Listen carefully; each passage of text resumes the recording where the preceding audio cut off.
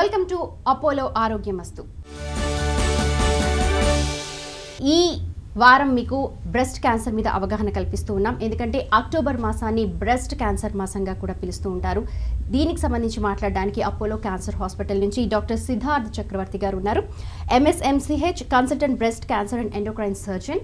So వారితో మాట్లాడదాం. మనకు బ్రెస్ట్ క్యాన్సర్ నివారణకు, బ్రెస్ట్ క్యాన్సర్ వస్తే ఎలాంటి ట్రీట్మెంట్ అందుబాటులో ఉంటుందో వారిని అడిగి తెలుసుకుందాం. హలో డాక్టర్ సిద్ధార్థ్ గారు. నేను చెప్పినట్టుగా ఇది అక్టోబర్ మాసం ఏదైతే ఉందో అక్టోబర్ బ్రెస్ట్ క్యాన్సర్ మాసంగా మనం జరుపుకుంటూ ఉంటాం. అసలు ఈ బ్రెస్ట్ క్యాన్సర్ని ఎలా మనం గుర్తించాలి? కామన్ మ్యాన్ ఎలా గుర్తించాలి? Common women particularly.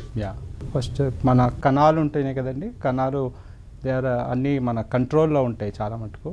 కానీ ఎప్పుడైతే ఈ కంట్రోల్ తప్పి పెరగటం మొదలు పెడుతుందో దాన్ని మనం గడ్డలాగా ఫామ్ అవుతుంది. దాన్ని బ్రెస్ట్ క్యాన్సర్ అని అంటాం. దగ్గర around 1,70,000 new cancers every year we are seeing. ఇంకా దానిలో around 70,000 people are dying because of the breast cancer. It's quite రఫ్లీ every 10 minutes somebody is dying of breast cancer. Doctor గారు మీరు అన్నారు ఇందాక కణిత అని అన్నారు. అంటే బ్రెస్ట్ లో మనం ఒక చిన్న కణితని అబ్జర్వ్ చేస్తాం అంతే. సో నార్మల్ గా ఫామ్ అయ్యే కణితలు కూడా ఉంటాయి. అవి అన్ని కణితలు కూడా క్యాన్సర్ కాకపోవచ్చు. సో దాన్ని ఎలాగా మనం గుర్తించగలగాలి? బ్రెస్ట్ క్యాన్సర్లో ఫస్ట్ ఒక గడ్డ ఆర్ కణితి అనొచ్చు మీరు, అలా ఉంటుంది. సో దాంతో కామన్ పేషెంట్స్ అంటారు మాకేం ఇబ్బంది లేదు, మేము అందుకే వదిలేసామండి. అది ఒక 3 months ఉండొచ్చు, కొంతమందికి 1 year నుంచి కూడా అలానే ఉంటుంది, ఏమీ నొప్పి ఉండదు. So that is the most common symptom అండి. సో ఏ నొప్పి లేకుండా ఉన్న గడ్డలు, ఎస్పెషల్లీ మీరు 30 సంవత్సరాల కంటే ఎక్కువగా ఉంటే చాలా జాగ్రత్తగా ఉండాలి. ఈ నొప్పి అన్నది చాలా అరుదు, very rare in breast cancer.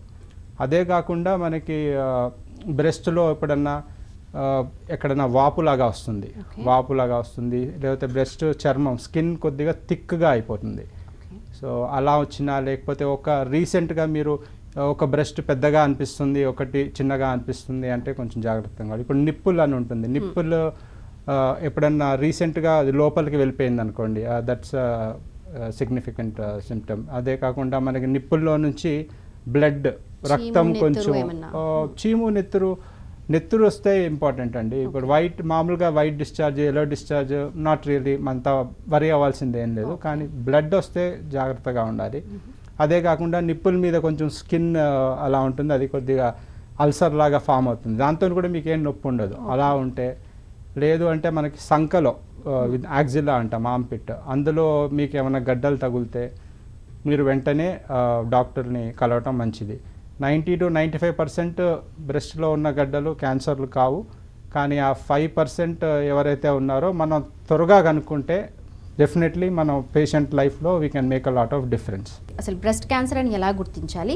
ఎలాంటి ట్రీట్మెంట్ స్పెసిఫిక్గా అపోలోలో మనకు అందుబాటులో ఉంది ఈ బ్రెస్ట్ క్యాన్సర్ని డయాగ్నోస్ చేయడానికి? ఫస్ట్ మీకు అల్ట్రాసౌండ్ అన్న, మ్యామోగ్రఫీ అన్న చేస్తారండి. మ్యామోగ్రఫీ అంటే బ్రెస్ట్ ఎక్స్రే లాంటిది అనమాట. సో ఇప్పుడు ప్రస్తుతానికి మన దగ్గర 3D మ్యామోగ్రఫీ అంటాం, which is available in Apollo Jubilee hills.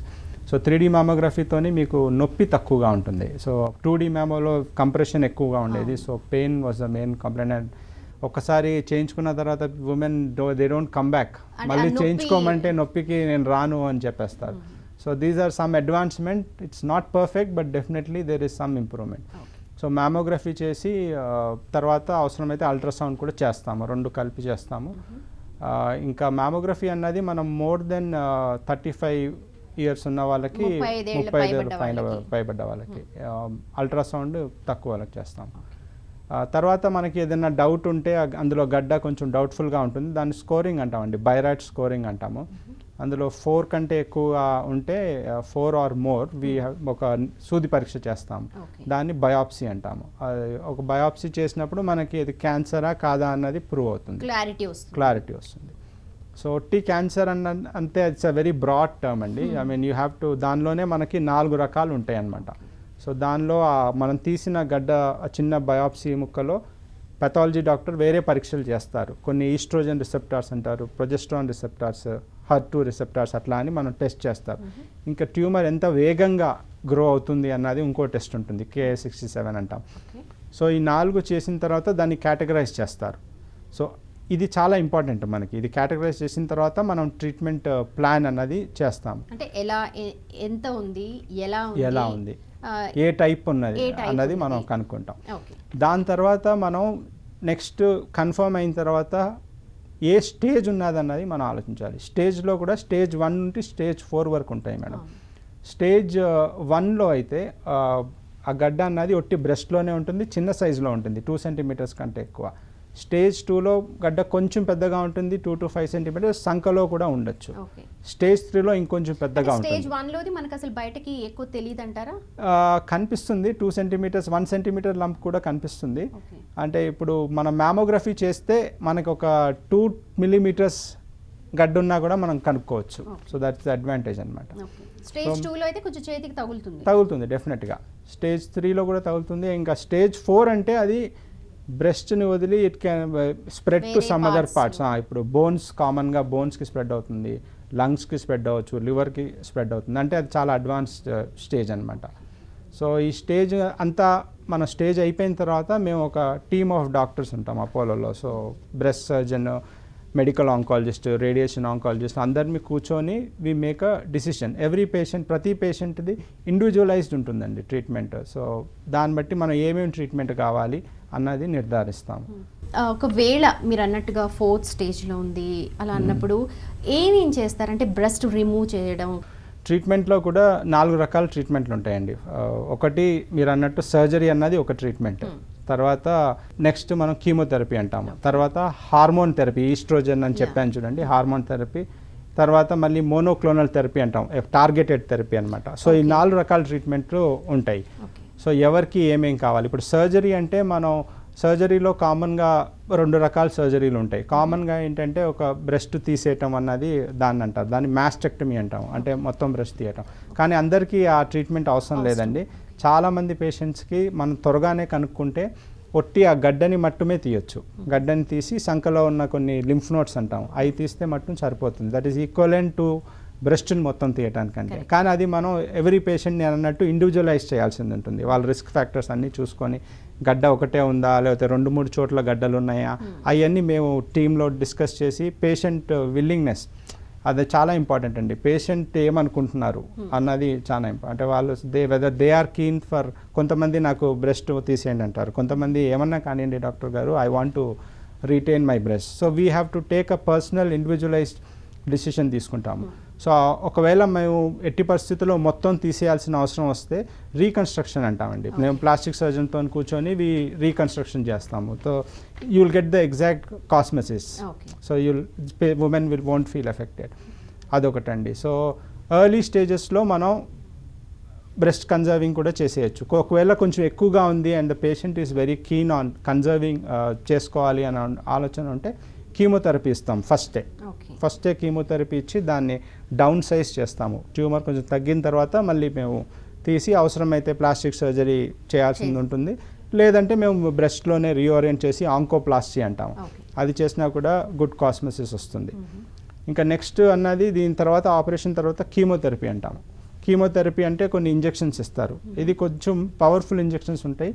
So దాంతో you may have a little bit of a tough ride, but you will come out very well. ఉంటాయి, బాగుంటాయి. కొంతమందికి హార్మోనల్ థెరపీ ఉంటుంది. హార్మోనల్ థెరపీ అంటే oestrogen tablets కొన్ని ఉంటాయి అనమాట, antagonist tablets అంటాము, టమాక్సిన్. అవి మీరు ఒక 5 to 10 years వాడాల్సింది ఉంటుంది. సో ఇంకా రేడియేషన్ ఒకటి. రేడియేషన్ కూడా ఒకవేళ ట్యూమర్ కొంచెం పెద్దగా ఉంటే రేడియేషన్ ఇవ్వాల్సింది ఉంటుంది. లేదండి, ఒట్టి మనం ఆ బ్రెస్ట్కే రేడియేషన్, టార్గెటెడ్ ఏరియాస్లో రేడియేషన్ ఇస్తాము. అది కూడా there are lot of advancements in the radiation. So దానిలో ఏంటంటే మీకు 5 daysలో అయిపోవచ్చు and even you can finish it in 2 weeks. So there are lot of advancements in the radiation, so which can shorten the duration of the treatment. ఇప్పుడు మీరు breast conserve చేసుకుంటే మీరు you have to 100% you have to go for radiation. Because మనం normal breast టిష్యూని ఏదైతే వదిలేస్తున్నామో అక్కడ ఏమన్నా మైక్రోస్కోపిక్గా ఏమన్నా ఉండొచ్చు, దాన్ని కూడా మనం రేడియేషన్ ఇస్తే అది కూడా చనిపోతుంది. సో దీస్ ఆర్ ఇంకోటి టార్గెటెడ్ థెరపీ అంటాం madam. So targeted therapy is also monoclonal antibodies అంటాము. ఒకవేళ అది ఉంటే దానికి మనకి స్పెసిఫిక్గా ట్రీట్మెంట్ ఉంది. సో ఆ ట్రీట్మెంట్ కూడా వాడచ్చు. సో దట్ మనకి మళ్ళీ బ్రెస్ట్ క్యాన్సర్ వచ్చే రికరెన్స్ చాలా మనం తగ్గించేసేయచ్చు. కానీ ఇప్పుడు మీరు అడిగిన క్వశ్చన్, ఇప్పుడు నాది స్ప్రెడ్ అయిపోయింది, ఎముకలకి స్ప్రెడ్ అయింది, లేకపోతే లంగ్స్కి స్ప్రెడ్, అప్పుడు role of surgery is almost negligible అండి. ఎందుకంటే we can't remove the entire, I can remove only this tumour but other. So the best treatment అప్పుడు మెడిసిన్స్ అండి, టాబ్లెట్స్, లేకపోతే కొన్ని పేషెంట్స్కి కీమోథెరపీ, కొంతమందికి అవసరం అవుతే రేడియేషన్ కూడా ఇవ్వాల్సింది ఉంటుంది. ఆపరేషన్ రోల్ చాలా తగ్గిపోతుంది. ఏజ్ పెరగడం అన్నది మన చేతిలో లేదు, ఇట్స్ న్యాచురల్ ప్రాసెస్. సో ఎలాగా దాని నుంచి అవాయిడ్ చేసుకోవచ్చు మనం? బ్రెస్ట్ క్యాన్సర్ బారిన పడకుండా ఎలా అవాయిడ్ చేసుకోవాలి? ఒకవేళ నాకు ఫ్యామిలీ హిస్టరీలో కనుక ఉంటే నేను ఏం చేయాలి, ఏం చేయకూడదు? ఫస్ట్ థింగ్ మనం ఏంటంటే మన బాడీని మనం తెలుసుకోవాలి. సో సెల్ఫ్ బ్రెస్ట్ ఎగ్జామినేషన్ అంటాము. So know your body, so that is very important. know what is normal for you. So you should every month మనం ఒక ఫిక్స్డ్ డేట్, ఇప్పుడు పీరియడ్స్ అవుతున్న వాళ్ళకి after 7 to 10 days after your period stops, you must expose yourself in front of the mirror and examine your entire breast. You can ఎలానా చేయొచ్చు, మీరు పై నుంచి కిందకి కానీ కింద నుంచి పైకి కానీ మీరు మొత్తం బ్రెస్ట్ని మీ 3 ఫింగర్లతోని టచ్ చేసి చూసుకోవాలి, రోల్ చేసుకుంటూ చెస్ట్ మీద. అండ్ ఆర్మ్ పిట్స్లో కూడా చూసుకోవాలి, ఏదన్నా కొత్తగా ఏమన్నా కనిపిస్తుందా, ఇంతకుముందు లేదు, ఇదేంటి కొత్తగా వచ్చింది, లేకపోతే అక్కడ చర్మం కొంచెం గడ్డగా. పీరియడ్స్ అయిపోయిన 7 days, కరెక్ట్, 7 to 10 days. ఎందుకంటే పీరియడ్స్ కాకముందు అది కొంచెం బ్లడ్ టెన్స్గా ఉంటుంది. సో పెయిన్, ప్రీమెన్స్ట్రల్ పెయిన్ అంటాం, అది కామన్. సో మీరు కన్ఫ్యూజ్ అయిపోయి ఊరికే టెన్షన్ పడతా ఉంటారు. సో అదొకటి important madam, self breast examination. ఒకవేళ మీకు పీరియడ్స్ అయిపోయి ఉంటే మీరు ఎనీ ఫిక్స్డ్ డే పెట్టుకొని ఎవ్రీ మంత్ మీరు చెక్ చేయించుకోండి. చెక్ చేయించుకొని మీకు ఏ అనుమానం వచ్చినా కానీ you can come to the breast clinic, follow their advice. అదొకటి. So self breast examination is very important. ఇంకోటి మనం ఇప్పుడు మ్యామోగ్రఫీ అంటాము, స్క్రీనింగ్ మ్యామోగ్రఫీ మనం if you are more than 40 years, మీరు 40 ఏళ్ళ సంవత్సరాల కంటే ఎక్కువగా ఉంటే ఒకసారి కంపల్సరీ మీరు మ్యామోగ్రఫీ చేయించుకోవాలి. At least once in between 40 to 50 years ఒకసారైనా చేయించుకోండి. ఇంకా 50 years తర్వాత అయిపోతే ఎవ్రీ 2 years స్క్రీనింగ్ మ్యామోగ్రఫీలో మనకి ముందే తెలిసిపోతుంది. ఇంకా ఏం చేస్తే మనకి తగ్గుతుంది, what are the other risk factors అంటే keep your self healthy. That means you have to exercise at least 3 to 4 times in a day. And మీ బాడీ వెయిట్ తగ్గించుకోవటం, లావుగా కాకపోవటం. And if you are drinking and smoking, please stop it. And eat a healthy diet, which అంటే అన్ని మనం fruits, ఇంకా vegetables అన్నీ కలిపి తినాలి. రెడ్ మీట్ తగ్గించుకోవాలి. సో ఇవన్నీ చేస్తే మీకు డెఫినెట్గా ఇన్సిడెన్స్ తగ్గుతుంది. ఇంకోటి మీరు అన్నారు జెనెటిక్ ఫ్యాక్టర్, ఏం చేయాలి, ఫ్యామిలీ హిస్టరీ ఉంటే ఏం చేయాలి. ఇప్పుడు ఫ్యామిలీ హిస్టరీలో ఉంటే మనకి కొన్ని రిస్క్స్ ఉంటాయి మేడం. ఆ రిస్క్స్ మేము డాక్టర్ అసెస్ చేస్తారు. ఒకవేళ మీ ఇంట్లో ఎవరికైనా ఓవేరియన్ క్యాన్సర్ ఉంది, లేదంటే బ్రెస్ట్ క్యాన్సర్ మీ తక్కువ ఏజ్లో ఎవరికైనా వచ్చింది, 40 years కంటే తక్కువలో వచ్చింది. ఈ హార్మోనల్ ఫ్యాక్టర్స్ అంటాం. హార్మోనల్ ఫ్యాక్టర్స్ అంటే ఉమెన్లో ఈస్ట్రోజన్ హార్మోన్ ఎక్కువగా ఉంటుంది. మన బాడీకి ఒకవేళ ఈస్ట్రోజన్ హార్మోన్ లెవెల్స్ ఎక్కువగా కంటిన్యూస్గా ఎక్కువ అవుతూ ఉంటాయి అంటే రీప్రొడక్టివ్ ఫేజ్ పెరుగుతున్న కొద్దీ క్యాన్సర్ రిస్క్ కొంచెం పెరుగుతూ ఉంటుంది. అంటే ఇప్పుడు మనకి అర్లీ మెనార్కీ అంటామంటే ఫస్ట్ ప్యూబర్టీ వచ్చేటప్పుడు అర్లీ లెస్ దెన్ 12 years వచ్చింది అనుకోండి, అండ్ దెన్ యూ హ్యావ్ లోపల వస్తే కొంచెం రిస్క్ ఎక్కువ ఉంటుంది. ఇంకా మెనోపాస్ అంటే ఆగిపోవటం, పీరియడ్స్ ఆగిపోవటం.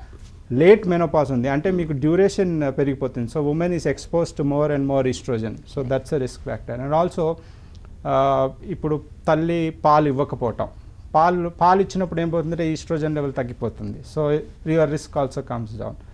Late marriages, that also more than 30 years తీసుకున్న వాళ్ళకి వస్తుంది. ఇంకా హార్మోన్ రీప్లేస్మెంట్ థెరపీ అంటాం. అంటే మనం మెన్సెస్ అయిపోయిన తర్వాత కూడా కొన్ని అది మనం 5 years కంటే ఎక్కువగా వాడితే అగైన్ అది కూడా ఈస్ట్రోజన్ హార్మోనే. So again the risk goes up. Obesity అంటే లావుగా ఉండటం, ఎస్పెషల్లీ మెనోపాస్ తర్వాత వాళ్ళల్లో ఏమైపోతుందంటే లావుగా ఉన్నప్పుడు ఆ fat produces oestrogen. So again మనకి కొంచెం రిస్క్ ఫ్యాక్టర్ పెరుగుతూ ఉంటుంది. 2 వైపులా బ్రెస్ట్ క్యాన్సర్ వచ్చింది, లేదంటే మీ మీ పేరెంట్స్, మీ ఫాదర్కి ఎవరికన్నా వచ్చింది అంటే మేల్ బ్రెస్ట్ క్యాన్సర్ వచ్చినప్పుడు, మేల్ సో బ్రెస్ట్ క్యాన్సర్ కూడా ఉంటుంది. Very rare madam, but it వస్తుంది. అంటే 100లో ఒక 100 బ్రెస్ట్ క్యాన్సర్స్లో 99 ఉమెన్ ఉంటారు, 1 మేల్స్ ఉంటారు. సో వాళ్ళకి ఉన్నప్పుడు మనం జెనెటిక్ టెస్టింగ్ సజెస్ట్ చేస్తాం. జెనెటిక్ టెస్టింగ్ కూడా కామన్గా BRCA1, BRCA2 అది వస్తుంది. అది that is about genetic testing. కానీ నేను అన్నట్టు 90% అవసరం లేదు madam. So it's only 5 to 10% ఉండొచ్చు. అపోలో క్యాన్సర్ హాస్పిటల్ స్పెషల్గా ఎలాంటి ఫెసిలిటీస్ కల్పిస్తుంది? What are the special features of it?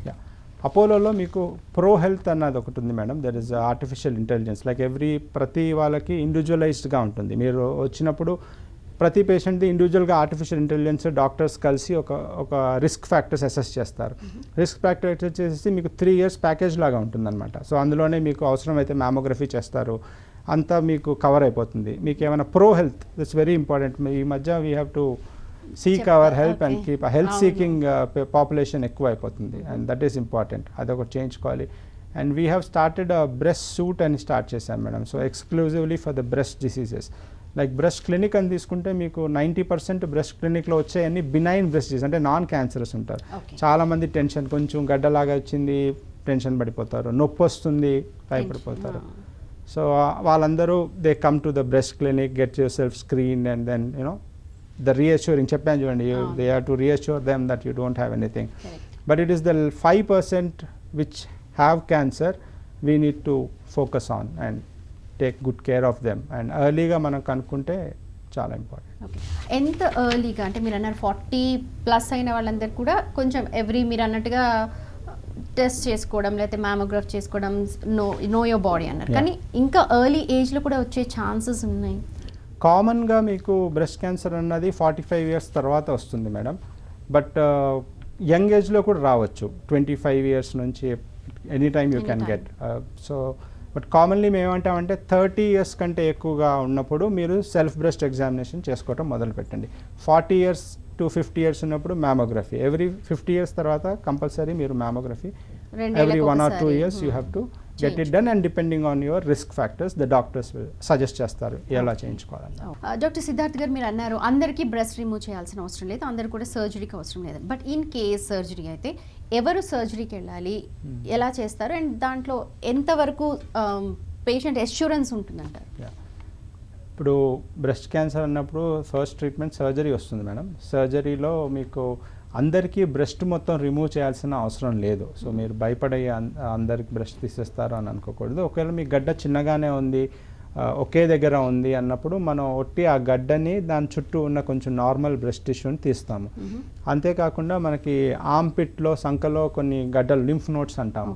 So అవి కూడా మేము అసెస్ చేస్తాము, క్యాన్సర్ అక్కడికి ఏమైనా స్ప్రెడ్ అయిందా అని. సో దానికి అక్కడ చిన్న కట్టించి సెంటినల్ నోడ్ బయాప్సీ అని చేస్తాము. సో దాంతో మీకు బ్రెస్ట్ మొత్తం తీయాల్సిన అవసరం లేదు. కానీ అలా చేసినప్పుడు మనం దానికి రేడియేషన్ అన్నది ఇవ్వాల్సింది ఉంటుంది. నార్మల్ సెల్స్ ఉన్న ఇంకేమన్నా మైక్రోస్కోపిక్ డిజీజ్ ఉంటే దాన్ని కిల్ చేయడానికి రేడియేషన్ అన్నది ఇస్తాం. మోస్ట్ ఆఫ్ ద పేషెంట్స్ చిన్నగా అర్లీ స్టేజ్లో కనుక్కుంటే ఒట్టి దీంతోనే సరిపోతుంది. కానీ కొంతమంది కొంచెం ఎక్కువగా ఉన్నప్పుడు మనం కీమోథెరపీ ఇస్తాము. ఫస్ట్ కీమోథెరపీ ఇచ్చి దాని సైజ్ని తగ్గించిన తర్వాత ఆ గడ్డని తీసేసి మళ్ళీ మనం బ్రెస్ట్ని కన్జర్వ్ చేయొచ్చు. సో మీరంతా భయపడాల్సిన అవసరం లేదు that I have to remove my entire breast. కానీ కొంతమంది పేషెంట్స్కి బ్రెస్ట్ మొత్తం రిమూవ్ చేయాల్సిన అవసరం ఉంటుంది. ఇప్పుడు ఎక్కువగా ఉందనుకోండి ట్యూమర్, బ్రెస్ట్ రిమూవ్ చేయాల్సిన అవసరం ఉంది. క్యాన్సర్ తక్కువగానే ఉంది కానీ మీరు రేడియేషన్ అవాయిడ్ చేయాలనుకుంటున్నారు. కొంతమంది ఎల్డర్లీ ఉమెన్ అంటారు, నో ఐఎమ్ నాట్ అంతగా లేదండి, నాకు రేడియేషన్ అవాయిడ్ చేయగలుగుతాను అంటే దెన్ కొంతమంది పేషెంట్లో బ్రెస్ట్ మొత్తం తీసేస్తే రేడియేషన్ అవసరం పడవచ్చు. ఒకవేళ మొత్తం బ్రెస్ట్ తీసినా కూడా మనం రీకన్స్ట్రక్షన్ అన్నది ఉంటుంది. అంటే మనం వేరే బ్రెస్ట్ టిష్యూ కానీ లేకపోతే ఆర్టిఫిషియల్ ఇంప్లాంట్స్ పెట్టేసి మళ్ళీ మీకు సేమ్ షేప్ కాస్మెసిస్ వచ్చేటట్టు మా ప్లాస్టిక్ సర్జన్తో వర్క్ చేసి we will again create that. దానివల్ల ఎటువంటి ఏం ప్రాబ్లం ఉండదండి? సైడ్ ఎఫెక్ట్స్ ఏం ఉండదా ఆర్టిఫిషియల్ ఇంప్లాంట్స్ పెట్టడం వల్ల? లేదు మేడం. అండ్ పోస్చర్ వైస్ కూడా ఎలాంటి చేంజెస్ కూడా కనిపించవు. ఆర్టిఫిషియల్ చేస్తే మనం పెట్టినప్పుడు నాట్ ఏ ప్రాబ్లం. ఆపరేషన్తో పెద్దగా సైడ్ ఎఫెక్ట్స్ ఏముండవు. దాన్ని కూడా మేము మినిమైజ్ చేయడానికి ఇప్పుడు సెంటినల్ నోడ్ బయాప్సీ అంటాము. అంటే సంకలో ఉన్న లింఫ్ నోడ్స్ తీసేటప్పుడు ఒకవేళ అవి ఇన్వాల్వ్ లేవు అనుకున్నప్పుడు ఒట్టి సెంటినల్ అంటే 1-2-4 లింఫ్ నోడ్స్ తీస్తే సరిపోతుంది. మొత్తం తీస్తే చేతు కొంచెం వాపు వచ్చేటట్టు ఉంటుంది అది. సో అది కూడా మినిమైజ్ చేయడానికి ఇప్పుడు టెక్నాలజీ చాలా డెవలప్ అయింది కాబట్టి రిస్క్ ఫ్యాక్టర్ అది కాంప్లికేషన్స్ చాలా తక్కువ. ఓకే సిద్ధార్థ్ గారు, నార్మల్గా టార్గెటెడ్ ప్లేస్లో మీరు చేసిన కీమో చేసిన ఏం చేసినా ఆ సెల్స్ అన్నది లివింగ్ అని అంటారు క్యాన్సర్ది. నార్మల్గా కంప్లీట్గా అయితే క్యూర్ అవ్వే ఛాన్సెస్ ఉన్నాయా బ్రెస్ట్ క్యాన్సర్, లేకపోతే ఇతర క్యాన్సర్ లాగా అది అలా హిడెన్ లాగా ఉండి మళ్ళీ తర్వాత ఒక ఏజ్ వచ్చాక మళ్ళీ బయటకు వచ్చే ఛాన్సెస్ అలా ఉంటాయి? యా, క్యాన్సర్ అన్న తర్వాత మేడం మనము we have to give the entire treatment తీసుకున్న తర్వాత ఎర్లీ స్టేజ్లో కనుక్కుంటే క్యూర్ అయిపోతుంది, కంప్లీట్గా క్యూర్ అవుతుంది. Okay, but there is a 5-10% chance that it may come back. దానికి మనం చెకప్లో పెడతాం. So you have to annually మీకు అవసరం అయితే we have to come meet the doctor, we'll do the assessment. ఒకవేళ వచ్చినా కూడా there are medicines which we can give and we can prolong your life. So అంత భయపడ. అదే మనం అడ్వాన్స్డ్గా కనుక్కున్నాం అనుకోండి, ఆల్రెడీ స్ప్రెడ్ అయిపోయింది, అప్పుడు సర్జరీ రోల్ బెనిఫిట్ ఉండదు madam. And the life span also is little, మనం వాళ్ళ లైఫ్ స్పాన్ ఇంక్రీజ్ చేయడానికి చేయగలమే తప్ప correct we can't cure. Spread అయిన తర్వాత we can't cure the disease, but we can control it for a long time and prolong their life so that they are peaceful. Okay right, thank you so much Siddharth గారు. I think అంటే మీ మాటలు విన్న తర్వాత ఎవరైతే చూసారో వాళ్ళందరూ కూడా ఒకసారి వాళ్ళని వాళ్ళు చెక్ చేసుకుంటారనుకుంటాను. ఒకవేళ ఏమైనా అనుమానాలు ఉంటే మీరు తప్పకుండా వెళ్ళండి, అక్కడ మీకు కంప్లీట్గా మీకు వీటిపైన అవగాహన కల్పించడంతో పాటు ట్రీట్మెంట్కి సంబంధించి కూడా మీకు డీటెయిల్స్ అందుతాయి. అండ్ వచ్చే వారం మరో ఎపిసోడ్తో మరో కాన్సెప్ట్ తోటి మళ్ళీ కలుద్దాం. చూస్తూనే ఉండండి TV9.